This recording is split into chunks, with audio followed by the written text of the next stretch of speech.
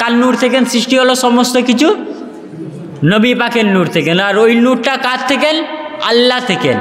আল্লাহ নিজের নূর থেকে নবী পাকের নূর সৃষ্টি করলেন এবং নবী পাকের নূর থেকে কুল কায়নাতকে সৃষ্টি করলেন। কেন?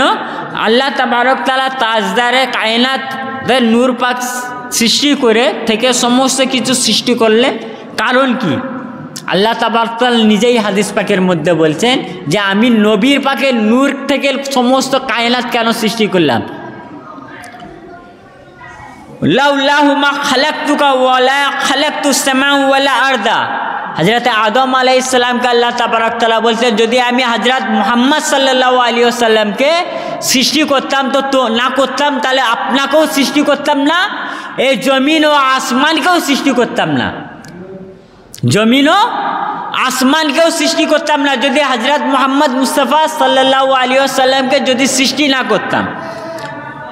তারপরে আরেকটা হাদিস পাকের মধ্যে আল্লাহ তাবারক তাআলা উত্তর দিচ্ছেন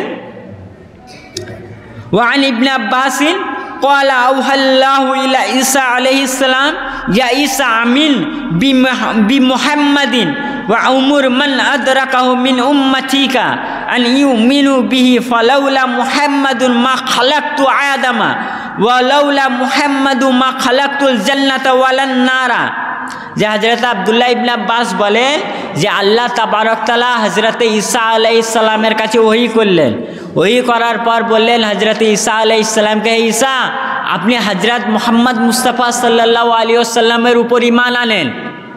কাকে? আল্লাহর নবীকে আল্লাহ তাবারক তাআলা বলছেন যে আপনি আমার আখরি নবী মুহাম্মদ মুস্তাফা সাল্লাল্লাহু আলাইহি ওয়াসাল্লামের উপর ঈমান আনেন এবং আপনার উম্মতের মধ্যে যারা যারা আখরি নবীকে দেখবে তাদেরকে আপনি বলেন যেন তারাও হযরত মুহাম্মদ সাল্লাল্লাহু আলাইহি ওয়াসাল্লামের উপর ঈমান আনেন। কেননা যদি আমি হযরত মুহাম্মদ সাল্লাল্লাহু আলাইহি ওয়াসাল্লামকে সৃষ্টি না করতাম তাহলে হযরতে আদম আলাইহিস সালামকে সৃষ্টি করতাম না। লাউলাহু মুহাম্মাদু মা খালাকতুল জান্নাতা ওয়ান নার। এবং হযরত মুহাম্মদ সাল্লাল্লাহু আলাইহি ওয়াসাল্লামকে যদি সৃষ্টি না করতাম তাহলে জান্নাত এবং জাহান্নামকে সৃষ্টি করতাম না। ওয়ালাকাদ খালাকতুল আরশা আলাল মাই ফাসতারাবা মা কাতাবাতু আলাইহি লা ইলাহা ইল্লাল্লাহু মুহাম্মাদুর রাসূলুল্লাহ ফাসাকানা। অতঃপর অবশ্যই আমি আরশকে সৃষ্টি করলাম পানি দ্বারা। তো যখন সৃষ্টি করা হলো তো আরশ হিলছিল। কি করছিল? আরশ হিলছিল। তো আল্লাহ তাবারক তাআলা বললেন সেই আরশে আমি লা ইলাহা ইল্লাল্লাহু মুহাম্মাদুর রাসূলুল্লাহ লিখলাম। লেখার সাথে সাথে সেই আরশটা দাঁড়িয়ে গেল আর হিলা বন্ধ হয়ে গেল। এবং এই হাদিস পাকগুলো রয়েছে ইমাম হাকিম আল মুস্তাদরাকের মধ্যে লিখেছেন খণ্ড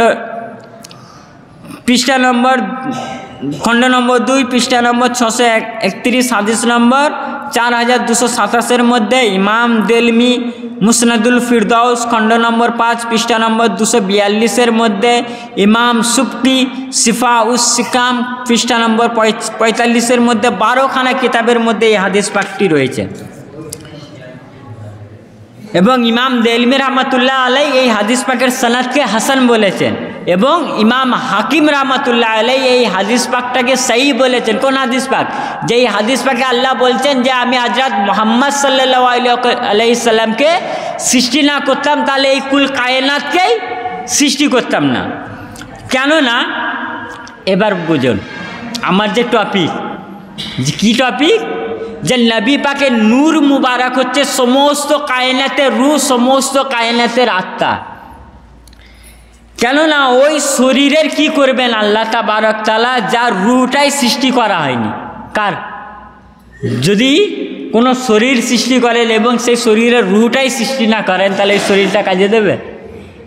আর রূহ সৃষ্টি করলেন এবং শরীরই সৃষ্টি করলেন না। তো কি বলছে? কেননা ওই শরীরের কি করবেন যার রূহটাই সৃষ্টি করা হয়নি। যখন তাখলিক এসে গিয়েছে তো এখন তাকে ফুৎকারের জন্য একটা শরীর প্রয়োজন। কি প্রয়োজন? শরীর। সেই শরীরটা হলো হযরত আদম আলাইহিস সালামের সৃষ্টি। কোন শরীরটা? হযরত আদম আলাইহিস সালামের শরীরটা হচ্ছে সেই সৃষ্টি।